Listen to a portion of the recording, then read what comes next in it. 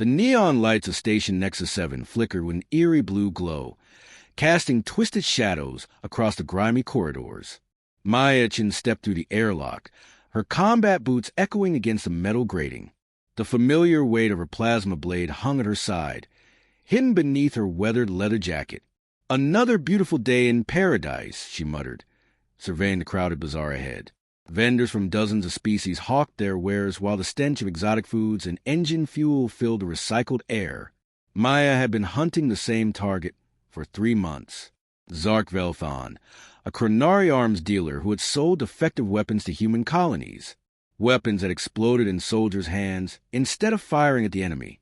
17 good people died because of his greed. 17 families destroyed. The Chronari were known throughout the galaxy for their arrogance. Standing nearly 8 feet tall with crystalline skin that refracted light in rainbow patterns, they considered themselves the apex of evolution. They looked down on humans as primitive warmongers from a backwater death world. That attitude was about to cost one of them dearly. Maya spotted her informant near a food stall selling something that looked suspiciously like roasted insects. Pip Corvani, a small Tellurian with purple skin and 3 eyes, waved her over nervously. "You sure about this, Maya?" Pip squeaked, wringing his hands. Zark's got serious protection. Those Chronari battle suits aren't just for show.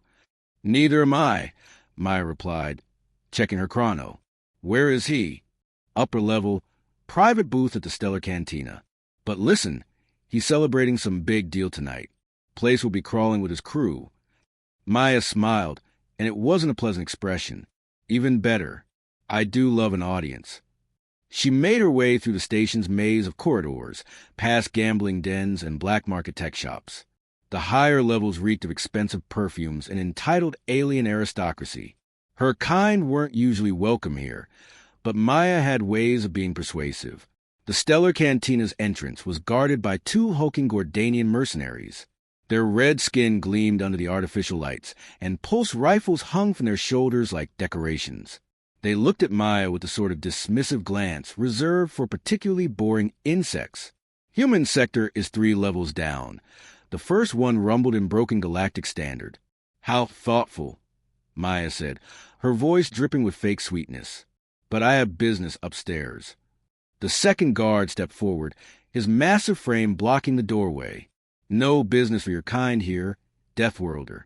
Move along before we make you move." Maya's hand moved her hip, fingers brushing the plasma blade's activation stud. "You know what I love about you Gordanians? You're so predictable." Before either guard could react, Maya had activated her blade and sliced clean through both their rifle straps. The weapons clattered to the floor as she deactivated the blade and stepped between them. "Oops," she said with mock innocence. "Butterfingers." The guards reached for backup weapons, but Maya was already through the entrance, disappearing into the cantina's smoky interior. The Stellar Cantina was exactly what she expected. Overpriced drinks, pretentious atmosphere, and aliens with more credits than sense. Crystal chandeliers cast prismatic light across marble floors, while servers in ridiculous uniforms scurried between tables. Maya spotted Zark immediately. The Chronari arms dealer sat in a raised booth overlooking the main floor, surrounded by sycophants and hired muscle. His crystalline skin caught the light like a living prism, and his laugh carried across the room like breaking glass. "So I told the human commander," Zark was saying to his audience, "if your species can't handle proper weapons, perhaps you should stick to throwing rocks." The table erupted in laughter. Maya felt her jaw clench as rage built in her chest like a rising tide. She ordered a drink at the bar, something called Andromedan fire that tasted like liquid metal and burned all the way down. The bartender, a 6-armed arachnoid, gave her a curious look. "You're not from around here," he observed, polishing a glass with mechanical precision. "Just passing through," Maya replied, keeping her eyes on Zark's table. "That Chronari up there seems popular." Zark, big shot arms dealer. Word is he just landed a massive contract with the Hegemony Defense Force. Maya's blood ran cold. The Hegemony was humanity's biggest enemy in this sector. If Zark was selling them weapons, it meant more human colonies would face superior firepower. More soldiers would die. Interesting, she said, downing the rest of her drink. Think I'll go introduce myself. The bartender's compound eyes widened. I wouldn't recommend that. Zark doesn't like humans much. Good, Maya said, sliding credits across the bar. The feeling's mutual. She moved through the crowded cantina with practiced ease, avoiding servers and navigating between tables. Her target grew larger as she approached, his voice becoming clearer. The funniest part, Zark was telling his companions, is that they actually trusted me. Humans are so desperate for decent weapons, they'll believe anything. I could have sold them plasma torches and called them battle rifles. More laughter. Maya's hand found the plasma blade's grip. Of course, when those defective units started exploding, Zark continued, I was safely off-world by the time they figured out what happened. I'd already spent their credits on this lovely new ship. He gestured toward a viewport where a sleek Chronari vessel hung in space, its hull gleaming like polished silver. Maya had heard enough.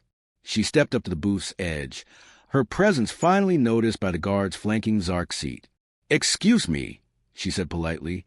I couldn't help but overhear your story about selling weapons to humans. Zark looked down at her with the sort of expression usually reserved for something unpleasant stuck to one's shoe. His crystalline features reflected the cantina's lights in dizzying patterns. And you are? He asked with obvious disdain. Someone who lost friends because of your defective merchandise, Maya replied, her voice perfectly calm. The booth fell silent. Zark's guard shifted nervously, hands moving toward their weapons. But Zark himself seemed amused by this development. Oh, this is rich, he exclaimed, his voice ringing with condescension. A human seeking revenge.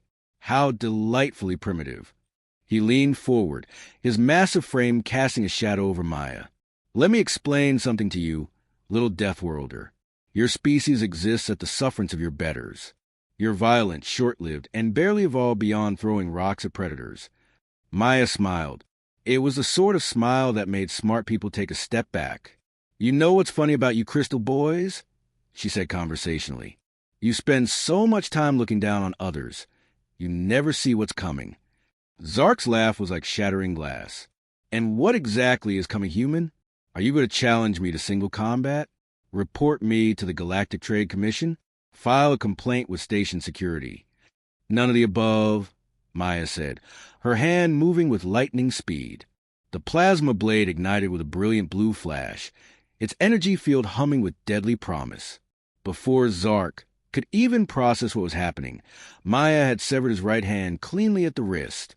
The appendage, still holding an expensive crystal goblet, tumbled to the floor with a wet thud. Zark's scream shattered several glasses across the cantina. His crystalline skin flickered wildly as shock and pain overwhelmed his nervous system. The guards reached for their weapons, but Maya was already moving. I wouldn't, she said, her blade's point hovering inches from Zark's throat. Unless you want to explain to your employer how you let his prize arms dealer become a quadriplegic. The cantina had gone completely silent. Servers froze mid-step, while patrons stared in shocked fascination at the scene unfolding in the VIP booth. Zark cradled his severed wrist, his earlier arrogance replaced by wide-eyed terror. You can't do this. I have contracts. Diplomatic immunity. Funny thing about diplomatic immunity, Maya said, pressing the blade closer to his neck. It doesn't cover war profiteering or selling defective weapons to combatants. She pulled out a small device, a hollow recorder that projected images into the air above the table. The first image showed a young human soldier, barely 20 years old, smiling at the camera. This was Marcus Webb, Maya said, her voice carrying clearly across the silent cantina. 19 years old. Wanted to be an engineer after his service tour. Your defective rifle exploded in his hands during a training exercise. He bled out before the medics could reach him. The image changed to show an older woman in military dress. Captain Sarah Hendricks. 3 kids back home on New Terra. Your faulty plasma grenades detonated prematurely during a defensive action. She saved her squad but died in the process. More images followed. 17 faces. 17 lives cut short by one alien's greed. The assembled crowd watched in growing horror as Maya recounted each death with clinical precision. The worst part, Maya continued, is that you could have sold them proper weapons for the same price. But you wanted higher profit margins, so you shipped them rejects and prototypes. Zark's skin had shifted from prismatic beauty to a sickly gray pallor. Please, I can make this right. Reparations. New weapons. Whatever you want. What I want, Maya said, her voice dropping to a whisper that somehow carried to every corner of the cantina, is justice. And since the Galactic Trade Commission seems to think 17 human lives aren't worth investigating, I decided to handle this personally. She deactivated the plasma blade, but kept it in her hand, ready for instant use. Here's what's going to happen. Crystal Boy, you're going to transfer every credit you made from that deal to a fund for the families of those soldiers. Then you're going to publicly confess to selling defective weapons to human forces. And if I refuse? Zark asked through gritted teeth. Maya's smile returned, colder than the void between stars. Then I start removing other body parts until you change your mind. I hear Chronari can survive losing quite a few extremities before going into shock. The arms dealer looked around desperately for support, but his companions had quietly backed away from the booth. Even his hired muscles seemed reluctant to face a human who had just casually dismembered their boss. "You're insane," Zark whispered. "No," Maya replied. "I'm thorough. There's a difference." She gestured toward his severed hand, which was still twitching on the floor. "That was just a down payment. Keep testing me, and I'll show you exactly how creative a Deathworlder can get when properly motivated." The cantina remained frozen in stunned silence as Zark clutched his bleeding stump, his crystalline skin flickering between colors like a broken rainbow. Maya kept her plasma blade ready, watching the crowd for any sign of movement. "Well," she asked conversationally, "I'm waiting for an answer. Credits and confession. Or shall we continue this anatomy lesson?" Station security would arrive soon. Maya knew she had maybe 5 minutes before this turned into a running firefight through the corridors. But 5 minutes was all she needed to finish what she started. Zark's breathing was rapid and shallow, shock setting in as purple blood pooled beneath his severed hand. "You don't understand," he gasped. "That contract, it wasn't just about profit. The hegemony threatened my entire clan if I didn't deliver." "Touching," Maya said without a trace of sympathy. "I'm sure Marcus Webb's mother will be comforted to know her son died because you were afraid of some hegemony bureaucrats." She pulled out a portable credit scanner, the kind used for high-value transactions. "Transfer. Now. Or I start working on your left hand." "Even if I wanted to," Zark wheezed, "the credits are locked in clan accounts. I don't have access here." Maya's expression darkened. "Then we'll just have to get creative with our persuasion methods." She reactivated the plasma blade and moved it slowly toward Zark's remaining hand. The weapon's energy field hummed with lethal promise, casting blue shadows across his terrified features. "Wait," a new voice called out. "Perhaps we can reach an accommodation." Maya turned to see a figure emerging from the cantina's upper balcony. It was another Chronari, but this one was different. Where Zark was flashy and ostentatious, this newcomer moved with predatory grace.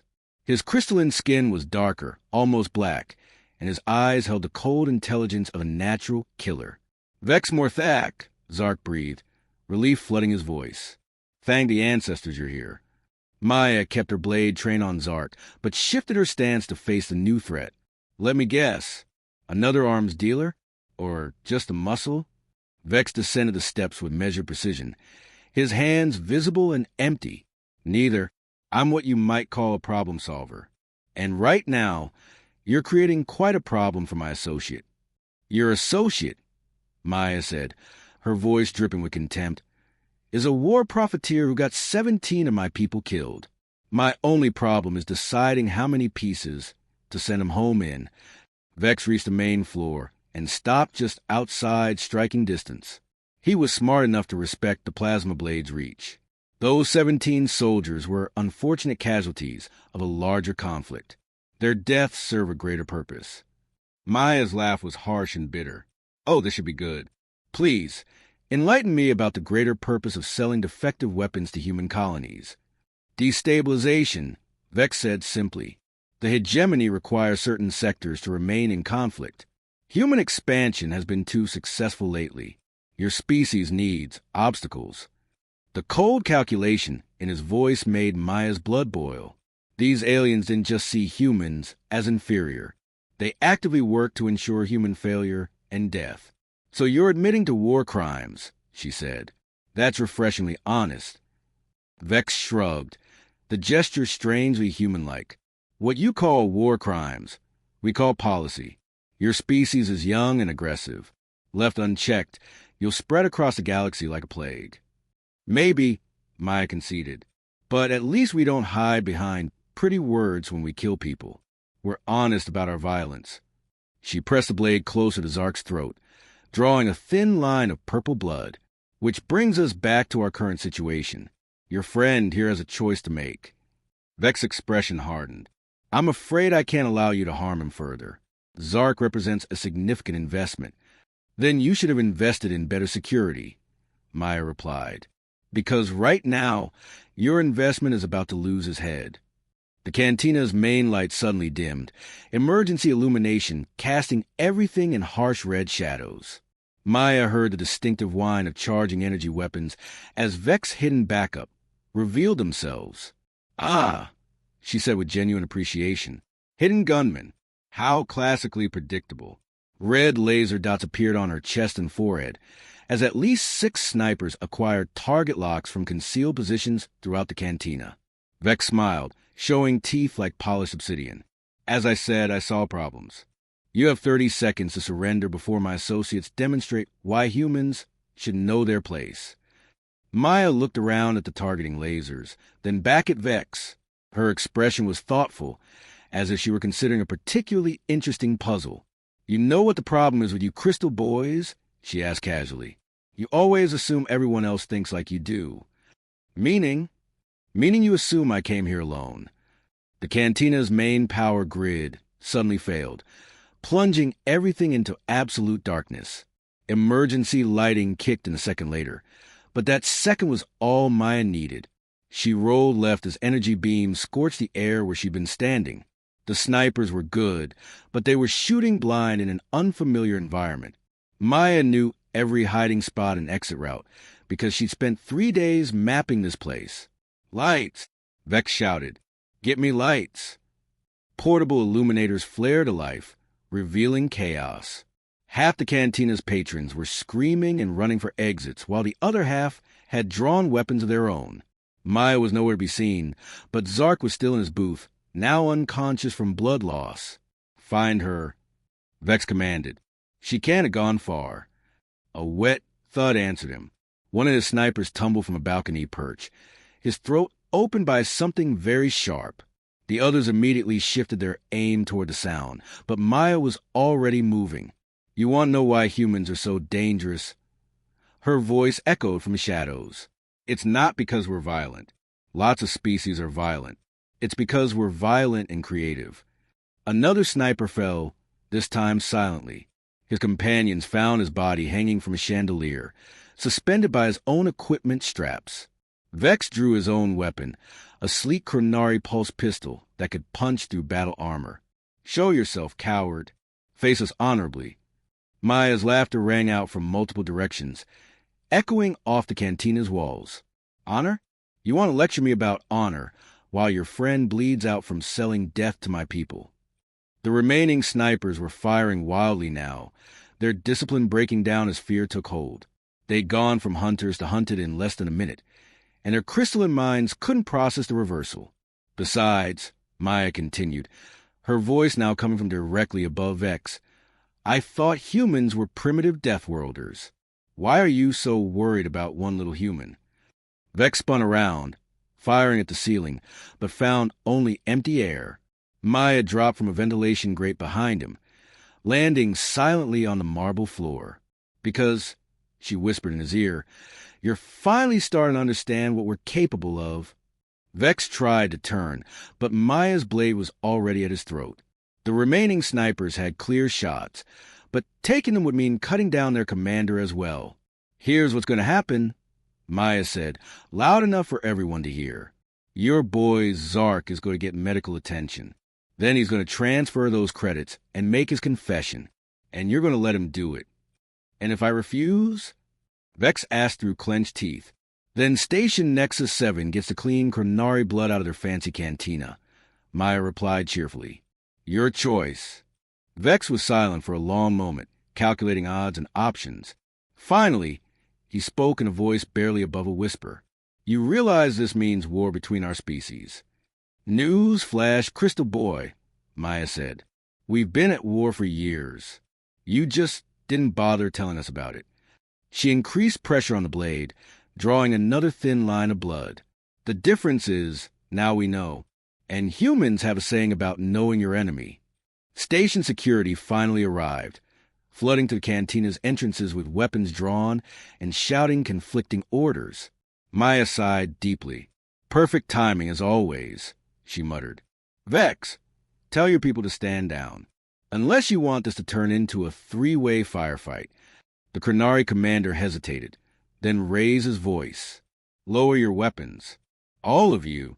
The laser dots disappeared as hidden snipers deactivated their targeting systems. Maya kept her blade at Vex's throat as security officers surrounded them. Human female, the security chief barked.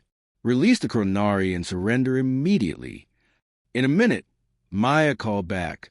We're just finishing up some business negotiations. She leaned closer to Vex's ear. The credit transfer happens now, or I cut your throat and fight my way out of here. What's it going to be? Vex activated a wrist communicator with his free hand. Medical team to the Stellar Cantina. Priority 1 casualty. He paused, then continued with obvious reluctance. And patch me through to Zark's financial access codes. Maya smiled. Good choice. See how easy that was. While they waited for the medical team, Maya kept her blade steady and her eyes on the security forces. They were clearly nervous about the situation, unsure how to handle a human who had just dismembered a prominent alien businessman. Tell me something, Vex said quietly. How did you cut the power? This station's grid is heavily protected. Trade secret, Maya replied. Let's just say I made some friends during my 3-day reconnaissance. The medical team arrived with a portable surgical unit, immediately working to stabilize Zark's condition. The arms dealer was conscious again, though pale and shaky from blood loss. The transfer, Maya reminded him. Don't make me ask twice. Zark's good hand trembled as he activated his personal credit interface. Account number? Maya provided the details for the relief fund she'd established for the families of the 17 dead soldiers. The transfer took several minutes to process, but eventually the funds cleared. Confession time, she said once the credits were safely moved. Tell everyone here exactly what you did. Zark looked around at the assembled crowd, his crystalline features reflecting the emergency lighting in fractured patterns. I sold defective weapons to human colonial forces. Weapons I knew would malfunction. People died because of my actions. How many people? Maya pressed. 17, Zark whispered. 17 human soldiers died because of weapons I provided. Maya nodded, satisfied. And why did you do it? Profit, he admitted. And because the hegemony promised protection for my clan if I helped destabilize human expansion. A collective murmur ran through the crowd. Several alien species represented in the cantina were nominal allies of humanity. This confession would have significant political ramifications. There, Maya said to Vex, justice served. Your friend gets to keep his head, the families get compensation, and everyone learns a valuable lesson about crossing Deathworlders. She stepped back from Vex, but kept her weapon ready. Security, I'm willing to surrender peacefully. But I want it on record that this was a lawful pursuit of justice for war crimes. The security chief looked confused. War crimes? We don't have jurisdiction over. Check the Galactic War Crimes Tribunal database. Maya interrupted. Selling defective weapons to combatants is a Class A violation. I was acting as a licensed bounty hunter in pursuit of a wanted fugitive. She pulled out an identification card that glowed with official authorization codes. Maya Chen, registered bounty hunter and war crimes investigator. Everything I did here was completely legal. Vex stared at her in shock. You planned this entire confrontation. Every detail, Maya confirmed. From the power grid failure to the medical team's response time, the only variable was whether you'd be smart enough to cooperate. She deactivated her plasma blade and holstered it. Zark gets medical treatment and serves his tribunal sentence. You get to explain to your superiors how a single human outmaneuvered your entire operation. And I get to go home knowing 17 families have some small measure of justice. The security forces moved in to formally arrest her, but their approach was cautious and respectful. Her bounty hunter credentials changed everything about the situation. As they led her away, Maya called back to Vex. "Oh, and Crystal Boy, next time you want to lecture someone about knowing their place, make sure you know who you're talking to first." The last thing she heard as they escorted her from the cantina was Vex's bitter laughter, finally understanding that he'd been outplayed from the very beginning. 3 days later, Maya sat in a transport heading back to human space. The tribunal had reviewed her evidence and formally charged Zark with war crimes. His confession in the cantina had been recorded by dozens of witnesses, making conviction a certainty. The hegemony had already begun distancing themselves from the arms-dealing operation, claiming it was unauthorized action by rogue elements. Maya knew better, but sometimes small victories were all you could manage. Her comm unit chimed with an incoming message. It was from Sarah Hendrick's daughter, now 18 and about to enter military academy. "Thank you," the message read simply. "Mom would have been proud to know someone still fights for justice." Maya smiled and settled back in her seat. The galaxy was full of predators who thought humans were easy prey. Maybe it was time to teach them otherwise. After all, they hadn't seen anything yet.